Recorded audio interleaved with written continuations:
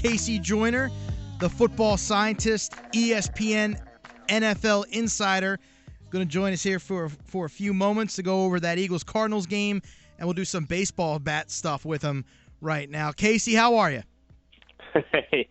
Yeah, baseball bats, okay. Yeah, I guess Josh Norman and the Panthers are going TNA Sting on us there, Casey. No face paint and trench coats, of course. Yeah, well, that's what the Eagles need. Then they need they need the fake Sting to come out there with a baseball bat and cheap, match or something. Well, let's get into this Eagles game here last night, Casey. 40-17. David Johnson, 187 on the ground, 2 touchdowns.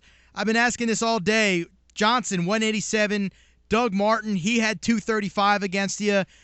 Jonathan Stewart kind of tore you up there. What does this tell you about the Eagles' rush defense here this year, Casey? They need a tackling coach. Yeah, 16 missed tackles last night too. Yeah, they need a tackling coach. Last night, the Cardinals had 117 rushing yards after contact. That's the second highest number of rushing yards after contact allowed by any team this season, not just the Eagles, by any team in the league. It is just a terribly high number, and they were just missing run. And it was that one touchdown run by Johnson in the second quarter where everybody missed it, and you see them all making it's arm tackles. They're not putting the shoulder in there. They're not taking the right angle to make the tackle. But even later in the game, or in the third quarter, when John Brown's touchdown pass, a little out route, and then after you catch the pass, E.J. Biggers just completely flails at him in the tackle. It's not just in the running game; it's also in the passing game. I really do think that the Eagles and a lot of NFL teams would benefit by having a tackling coach. Was this more about maybe the Eagles focusing too much on Carson Palmer and those 3 wideouts, and they just forgot about David Johnson and that rushing attack, Casey? I think it might be. Remember, Johnson's a third-string running back. He's a talented guy, but there's Chris Johnson, there's Ellington, and there's David Johnson. It's a third-string running back, and the Eagles look. But the funny thing is, usually when you go up against the Cardinals, you're thinking we've got to stop the vertical passing game, right? Carson Palmer last night, vertical passes. That's passes to go 11 or more yards downfield when you're trying to stretch the defense. 8-17. For 163 yards. It's 9.6 yards per attempt, no touchdowns. 9.6 yards per attempt on vertical passes. If you're allowing anything under double digits in that category, you're doing really well. So, the Eagles did take away the vertical pass last night, and maybe that was it. You take away the vertical pass, the other team starts to run the football. But, again, so many times they're in position to make the tackle, and they just don't do it because they're not using the proper form. So, I really think a tackling coach would be a big plus. Casey, we talked to you on Thursday, and you were talking about Sam Bradford a little bit and giving us some metrics on him. Now, the eye test to me says, after I watched him last night with the interceptions obviously not included, he's throwing the ball in some tight spaces. He's making some really solid throws. What are the metrics telling you about Sam Bradford at this point as they go through some critical 2-game stretch here to try to get into the playoffs? Yeah, and the thing is, one of the picks was miscommunication between him and I think it was and Matthews, where he thought Matthews was going to cut it in one way and Matthews cut the other. So that's, you don't know whether or not that's on Bradford or Matthews. But, miscommunications are usually put in a different category. He had the interception on another pass where it looked like he probably shouldn't have thrown it. The underneath defender had a better angle. That's probably a bad decision. But he was 7-12 for 203 yards last night on vertical passes. He got 16.9 yards per attempt on vertical passes. That's really good. So all in all, he's hitting the vertical passes. And he did have the fumble on the sack, but that's not on him. He didn't see the guy coming, but fast pass rush around the corner. So, but all in all, I think Sam Bradford didn't lose this game for them last night. He played good enough for them to win. Casey Joyner, football scientist, ESPN.com, NFL insider. Wanted to go back to the rush defense, Casey, and specifically Kiko Alonso. His time in Buffalo that 1 year, the defensive rookie of the year for Kiko, that guy he had instincts. He was around the ball a lot, and now all of a sudden in Philly, coming off that injury, not the same player. Is this just he's playing hurt, or has he changed as a football player because of that injury, Casey? I hesitate to say he's changed because you'll see that sometimes for the first year back from an injury, a player will play differently than they did before the injury, but then 2 years after the injury, after they've had enough time to really shake the rust off, they'll start playing better. So I'm not willing to give up on it yet. But my biggest concern about the Eagles' defense as a whole is, in fact, the team as a whole is, I think they took the Moneyball approach and said, everybody in the league is playing power football. We're going to go a different direction because if we do, that gives us some market opportunities to use the Moneyball, some arbitrage opportunities to use the Moneyball mindset. So you go and you say, we're going to play pace football, and we're going to play players who can play pace football. And that sounds great, but you're essentially playing speed football. You look through NFL history, power football beats speed football a lot more times than not. And the Eagles are now looking at the speed football, having a speed football program in an NFC that has a ton of teams that are going really heavily in the power direction and being very successful. The Cardinals being one, the Seahawks, the Panthers, the Vikings, probably you can count the Packers, and you can probably count Washington in there. I mean, you got some of the best teams in the NFC are power football teams, and the Eagles have shown they can't handle that. And if they don't find a way to handle that, they're never going to get as far as they want to get. They've it seems like every time, Casey, the Eagles have gotten themselves back into a position where they could kind of get ahead of themselves, they stumble, they stub their toe, and they go backwards. And last night was a game they didn't have to have, regardless that we're going to need to win this Saturday. What do you see out of this team that says they should be trending in the right direction, and what is also a point of concern?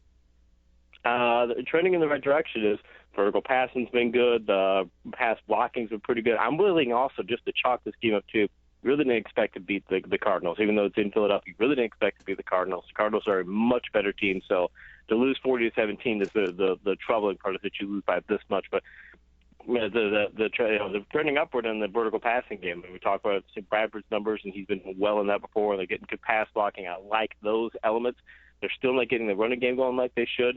Their pass defense has been, although it played well last night, the pass defense has been shaky, but the biggest thing is you got to be able to tackle against the run. You've got to be able to do better than what they've done, because they've had three of the 17 worst rush defense performances, overall rushing yards per game allowed. 3 of the worst 17 games this year belong to the Eagles. And if 1/5 of your games are games where you're allowing that kind of rushing yardage, you're going to lose those games. The Eagles just have to find a way to make that not happen again.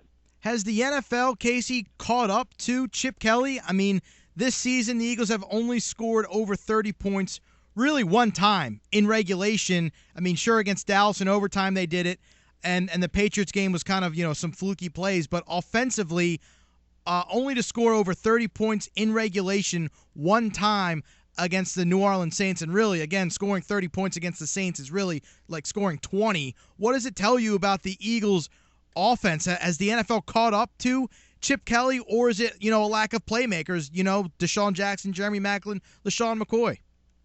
I read an interesting thing on Twitter this weekend where a football coach who does training said that the games really come down. The football comes down to 3 things: players, then formations, then plays. It's those 3 things, and anybody who puts them in any different order is probably not doing it right.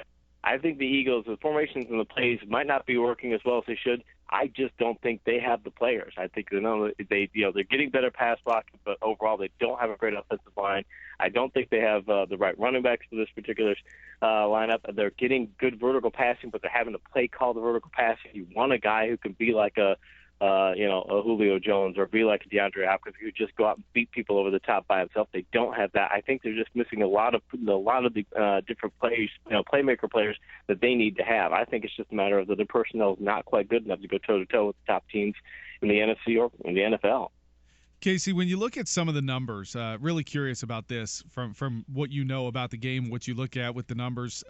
Defensively, the Eagles have been, when you look at time of possession and the number of plays that they've had to go up against throughout the season, I heard some discussion in the press box last night, and I was kind of curious if you can verify this. Is the Eagles' defense really kind of playing almost an extra game compared to other defenses in the league? Yeah, that's the thing. When you play this pace football, it sounds great, but you are putting a lot of pressure on your defense to play a lot of extra plays and things. And the Eagles they've got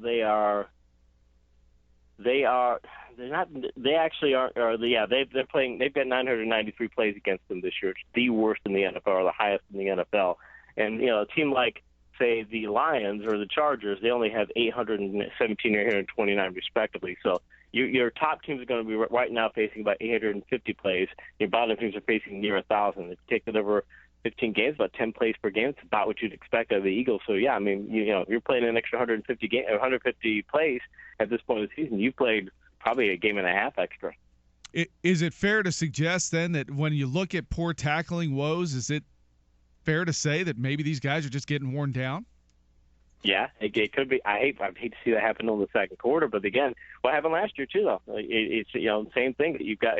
You think you can play pace football in college, and you can play pace football in college. It's great, but in college you're going to face a couple, 3 cream puff teams, at a lower division level, and then in your conference you're probably going to have only 2 or 3 power teams, and the rest of them are going to be. When he was at Oregon, they would have maybe half the teams in the Pac-12 just weren't as capable, talent-wise, as Oregon was. So they have to really go toe-to-toe pace football for a time. And mind you, if they had trouble in Oregon sometimes when they play pace football, and they had teams that were just as talented as they were, they would have trouble sometimes in those games where pace football didn't work. And that's what you're seeing in the NFL is, hey, they don't have a talent disparity in their advantage against a lot of teams. And when you're trying to play that kind of game and you don't have a talent edge, maybe Chip Kelly needs to slow the game down in some cases because he wants to save his defense. I think might be the lesson we learned here. All right, Casey Joyner, football scientist, ESPN.com, NFL insider, joins us every Monday and every Thursday. Casey, have a happy holiday, okay? Same to you guys. Appreciate it.